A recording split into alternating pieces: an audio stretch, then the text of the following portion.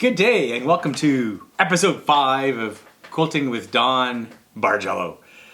In this episode, I'm going to walk you through the next steps for the Eye of Sauron, which you see behind me. First of all, though, I thought I'd do a quick recap of the amount of fabric that I used to make the top behind me. I did the math and added up all the actual fabric that you see behind me. And it comes out to just a whisker over 10 yards of fabric. So 10 yards times width of fabric for the various colors all added up together. 10.1 yards is what it came to. Okay, that's not unreasonable. If I had stuck with just a one colorway, I know I would have been more efficient. That's the nature of this design, is that what I did, use scraps. And in fact, what I did, and you can see some of it in front of me here, I've piled all the scraps into the various widths of the rows behind me. So I've got piles of fabric. They're all 2.5 inches per piece times the width of the strip. So I've got the 1, 1 1/4, 1 1/2, 1 3/4, so on all the way up to 3 inches. Get the idea? So I added this all up. I also have, as a result of the way the pattern worked, some unused strip from the strip sets. This was some of the higher numbered reds because, if you recall, I did not make all the strip sets with all the colors because that was inefficient. Some of them didn't need it, but I've got some leftover blues, more leftover reds, more leftover blues, and so on. So when I added all this up together, it came out to 3 yards of scraps. 3 yards is not trivial as far as the amount of scrap fabric. But the good news is I have a plan for this, and I'll get back to you on a sec on that. You've heard me talk about her often. Here's Carolyn, my wife and quilter extraordinaire. Hi. We come up with an idea of using these scraps and turn it into a Quilting with Carolyn and Don YouTube video or videos. Carolyn actually has some ideas already. Well, what I'd like to do, because there is a mountain of scraps here, and I do not like waste, absolutely loathe waste, is to make an art project based on the strip sets that existed in parts and the strip sets that exist now in pieces. And my thought is that we would take all the same size cut widths and join them into a fixed length and then reassemble those into a Bargello style project. Cool, that'll work. So stay tuned. There'll be a separate video for us working on this. See you soon. First of all, I've laid out what I think will work for a border. So here's a graphic of what the border could look like. Decided to border this quilt with a red band, which sews to 1/2 inch, so I'll start with 1 inch, surrounded by black. So it'll do a nice framing of the Eye of Sauron. I've also looked at pantographs or edge-to-edge patterns I can use on Carolyn's machine when it comes to the actual quilting. Flames would go with the Eye of Sauron. And I found a pattern, it's called Heat Wave, in Carolyn's collection. And I think I'm going to use that. But first I will, before I actually lay it down and quilt it, I'm going to do some test runs to make sure I'm comfortable with the size of the pattern, the panto, the edge-to-edge, and so on. Lastly, I'm not sure who came up with it. It might have been Carolyn, it might have been me. But I'm going to do some appliqué on this. What? Those that have ever watched Lord of the Rings know the One Ring, is the thing for Lord of the Rings. And there's an inscription on the ring written in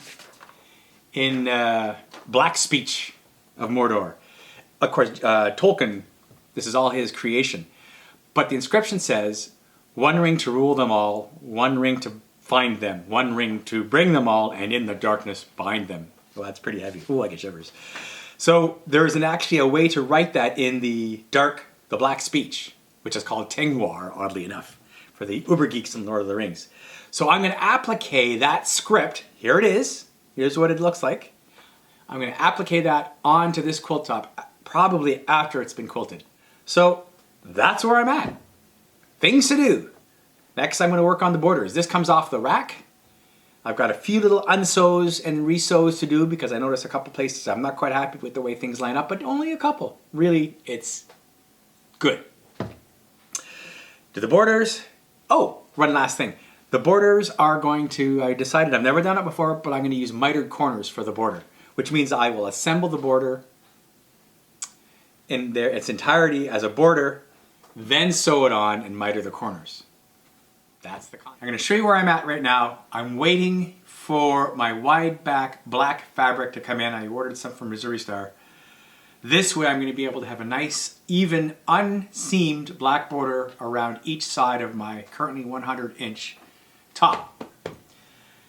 I had an interesting session and lessons learned because I decided to try to fix or better align a few of the joints in this quilt top.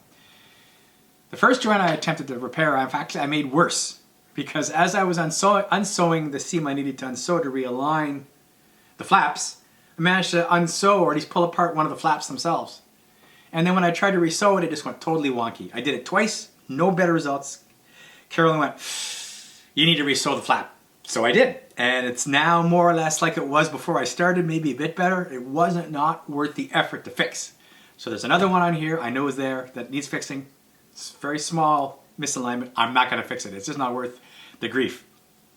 The other thing I did is I did an 1/8-inch stitching all around the outer edge of the quilt top. It's a stay stitch apparently is what it's called. This will stop any more of those flaps from opening up as I'm adding the borders. No more messing around. The other thing you might notice is this little wee beastie in front of me, and I'll show you, give you a frontal view of it. It is, what it is, it's a printer with a knife blade. It's called the Scan and Cut from the company called Brother, who have been making printers and scanners and copiers forever. These were on sale recently, so I got this little baby for 300 Canadian. Probably would have been cheaper if I was living in the States, but nevertheless it was about 40% off the regular list price. Why? Because I'm going to do my Lord of the Rings inscription appliqué using this automated tool. I've already tested it out a couple times and it works really well. And the theory is, and I'll show you when I get to that point, but you load up your fabric on a cutting mat that looks like this, and it's sticky. So your fabric sticks to this, and so you already preload the fabric with your fusible, two-sided fusible appliqué glue, if you will. You cut it on the Scan and Cut using the programming, and you get a pretty cool product. So you can see it looks like a printer-ish. It's got a little programming screen. It's got the flat part here is where you load in that mat I showed you, and then this is where the knife blade goes. And instead of printing ink, the knife blade moves around, and the thing goes up and forward and back, and it cuts the design. So I've already preloaded the design I'm going to cut on this, and it works, and it's legible, and I'm going to cut it so it's about 2 feet long for each portion. So that's going to be pretty cool. Things are coming together. Behind me, you see the wide backing fabric I picked for the Eye of Sauron. It's actually from a company called Soar. Rather, the fabric is from a company called Soar. And it's called Moody Blues Ombre. So it's an ombre. It actually starts much darker at the top, goes through the colors behind me in the middle, and goes darker to the bottom.